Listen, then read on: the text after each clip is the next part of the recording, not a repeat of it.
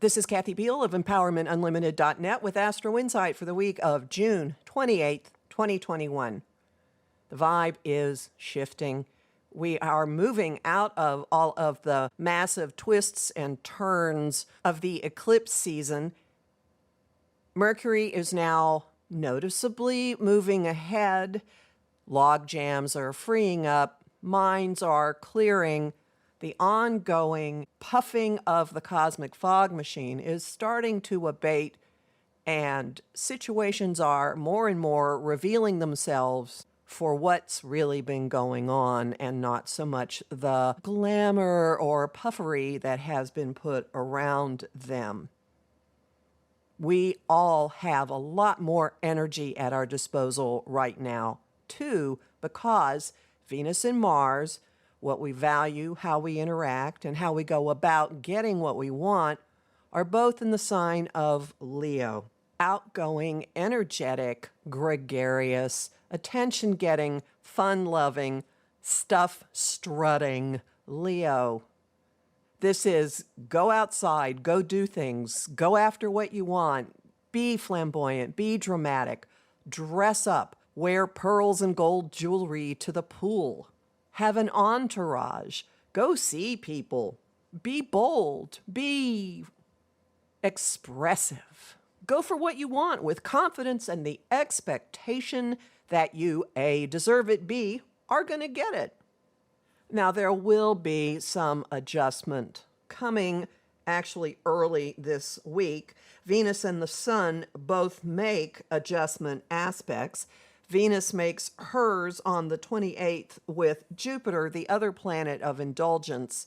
So you may find yourself ratcheting up your desires, ratcheting up your asks, adjusting what it is you're going for, figuring out a way to get more of what you want, or to get something that is more satisfying for what you want.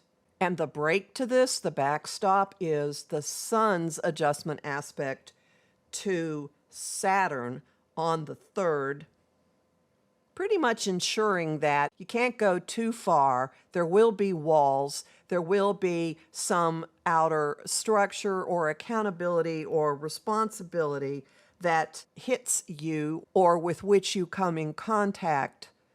And you can't just stand there saying, gimme, gimme, gimme, gimme, gimme. You have to ratchet back, be, oh, what's that word?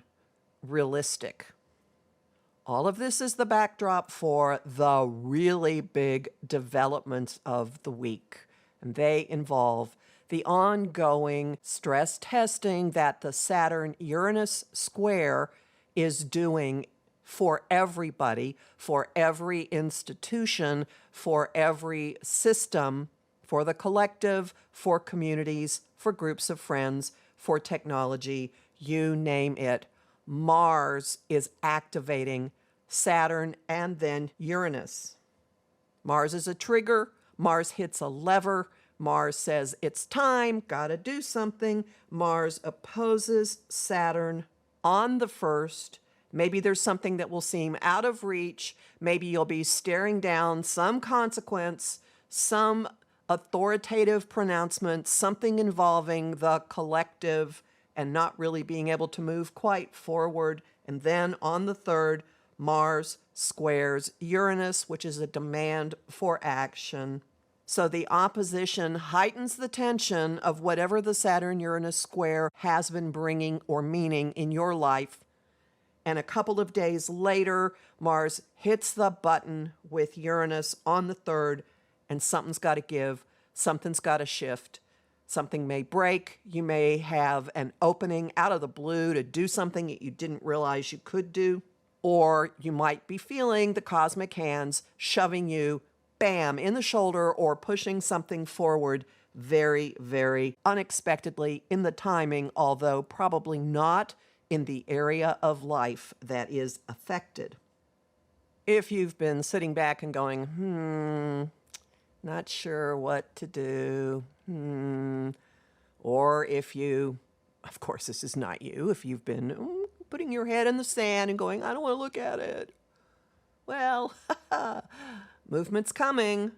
If you know this is on the way and you're listening to this before the 1st or even on the 1st, why not look at where the tension has been in your life between an old way of doing things and a new way, between old friends, new approaches, between responsibility to something greater than yourself and rebelliousness, between the status quo and innovation. Give some thinking to how else could you do things? What else could be going on? And interestingly, the AC has come on in the background while I'm doing this, and I'm going to leave it because it's a very old system and it's about to be replaced. So it's blessing the background of this podcast with a big old hint to look for the new. What's another way of going about something? And this 1-2 aspect spans the Independence Day celebration on July 4 in the United States. Oh, there will be fireworks. Homing thought of the week, show me another way to go about this. Song of the week, I Want It All by Queen. And the image of the week is fireworks. You'll find more about this in my forecast for the month of July, which will be up at my site, empowermentunlimited.net, by June 30. And at my site, you can also sign up for my mailing list and book a session with me. I'm Kathy Biehl, a professional astrologer with more than 30 years' experience. Listen to my show, Celestial Compass, on Om Times Radio on the 1st and 3rd Mondays of every month, 5 p.m. Eastern. I host lively conversation on Facebook at Empowerment Unlimited and the group the Astro-Insight Lounge. I have lots of bonus content at patreon.com/Kathy Biehl, and I'm really grateful to the people who are supporting my work there. And if you want to see my interpretation of the June solstice chart, it is available at the $10 level on my Patreon.